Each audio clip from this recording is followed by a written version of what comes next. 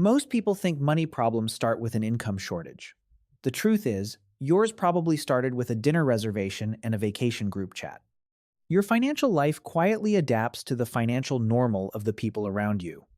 In this audit, you will learn how to identify hidden lifestyle creep, why social proximity changes your risk perception, why weak boundaries destroy wealth, and how to separate your friendships from your balance sheet before an invisible financial ceiling locks in your future. Before analyzing behaviors, we must review the math of conformity. Humans rarely make financial decisions in isolation. We copy habits, compare lifestyles, and fear exclusion more than overspending. Imagine a professional with a stable income and controlled fixed expenses. Now place that person inside a social circle operating at a slightly higher spending baseline. The financial consequences seem small at first, but repeated exposure gradually reshapes what feels normal, acceptable, and necessary. Assume 2 dinners each week at $45 per person. That becomes over $4,000 annually. Add weekly entertainment spending and an annual group trip. Suddenly, more than $7,000 per year disappears simply to maintain social equilibrium. This money is not building wealth, reducing debt, or funding emergencies. It is an environmental tax paid to remain synchronized with the spending expectations of the people around you. The danger is that every transaction feels harmless. A dinner does not trigger alarm bells. A brunch feels ordinary. Because everyone else is making the same purchase, your brain classifies the expense as a normal living cost. The trap never appears as one reckless decision. Instead, it appears as a long series of reasonable social plans with people you genuinely enjoy. Once spending becomes socially normal, it stops feeling expensive, and the drain begins. Framework. Rule 1 is the transactional gathering. Every interaction with your social circle requires a financial transaction. You do not hang out. You spend out. Restaurants, bars, coffee shops, and entertainment venues become the default setting for adult socializing. Relationships slowly become tied to commercial environments. Over time, paying money stops feeling optional and starts feeling like a required admission fee for participation in your own social life. The fix is simple. Require that at least half of your social interactions involve zero commercial exchange. Suggest a park walk, a run, a game night, or any activity that costs nothing. The goal is to prove that the relationship exists independently of spending. If a friendship cannot survive outside restaurants and bars, it may not be a friendship at all. It may simply be a recurring spending habit disguised as connection. When a dinner invitation arrives, your brain rarely compares the cost against financial goals. Instead, it compares the invitation against your need for belonging. Declining creates a feeling of isolation. Accepting removes that discomfort. As a result, many people repeatedly choose short-term inclusion over long-term financial health. They tell themselves it is only one dinner, ignoring how often those small decisions repeat throughout the month. Framework Rule 2 is the compliance premium. Saying yes often feels easier than creating social friction. Humans evolved to value group acceptance, so nonconformity can feel emotionally threatening. The result is financial compliance. People absorb costs they dislike simply to avoid awkward conversations. They pay for expensive plans, upgrades, and shared expenses not because they want them, but because refusing feels emotionally uncomfortable. Create a standard boundary script. When expensive plans arise, remove negotiation from the process. A simple response such as, "That does not fit my financial targets this month, but let us do something next week," preserves both the relationship and your budget. Financial boundaries are not signs of weakness. They are systems that prevent temporary social pressure from becoming permanent financial damage. The compliance premium appears everywhere. Split dinner bills, wedding events, birthdays, and group gifts often pressure people into spending beyond their comfort level. Many silently overpay to avoid appearing difficult or cheap. Over time, these repeated compromises become financial leakage. You end up subsidizing other people's spending habits while delaying your own goals, emergency fund growth, or retirement progress.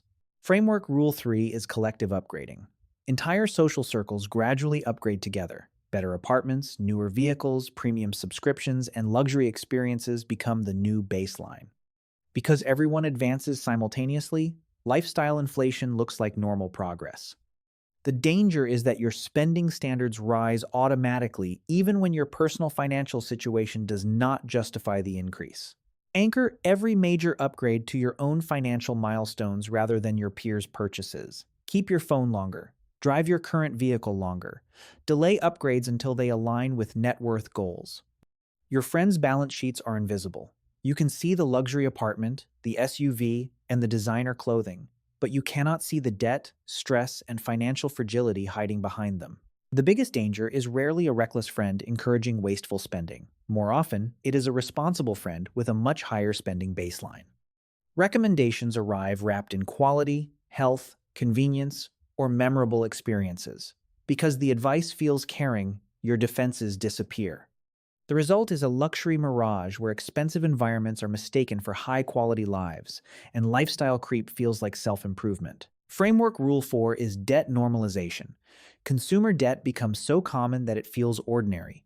Car payments, credit card balances, financing plans, and monthly obligations are discussed casually. When everyone around you carries debt, your warning system shuts down. You begin to view financial strain as a standard feature of adulthood rather than a serious threat to your freedom. Adopt a zero consumer debt policy for lifestyle spending. Remove buy now, pay later apps. Delete saved payment methods. Refuse to finance non-essential purchases. If a trip or luxury purchase requires debt, walk away. Redirect the same money towards savings instead. Debt removes flexibility, limits career options, and transfers future income into someone else's revenue stream. When friends joke about credit cards, loans, and monthly payments, your brain receives a dangerous signal.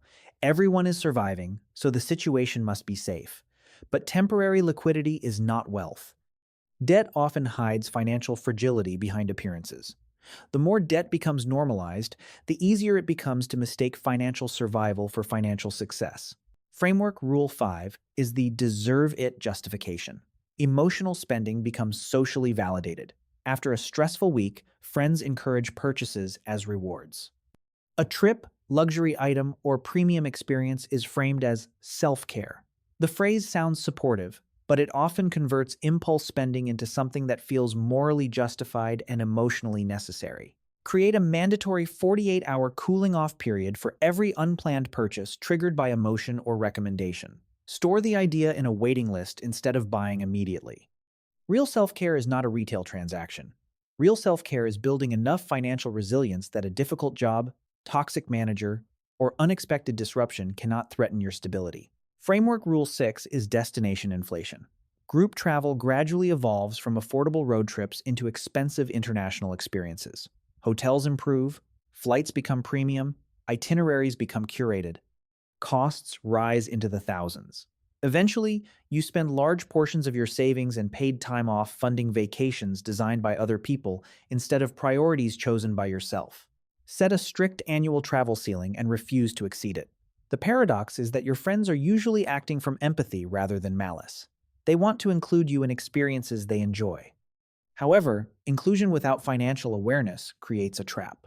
If you accept every invitation, you exchange future freedom for present conformity and long-term security for short-term belonging. Framework Rule 7 is the asymmetric celebration. Spending receives praise. Saving receives silence. New cars, luxury purchases, and visible upgrades earn attention. Paying off debt, building investments, or increasing savings often earns little reaction. As a result, your brain learns that consumption creates status while conservation creates awkwardness. Create a personal accountability system that celebrates wealth-building milestones. Share goals with a financially aligned friend or mentor.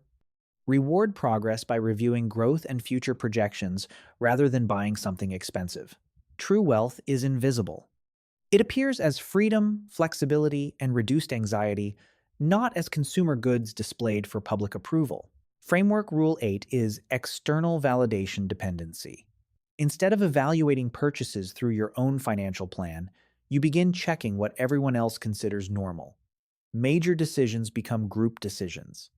Homes, vehicles, subscriptions, and lifestyle choices are shaped by peer expectations rather than objective financial analysis.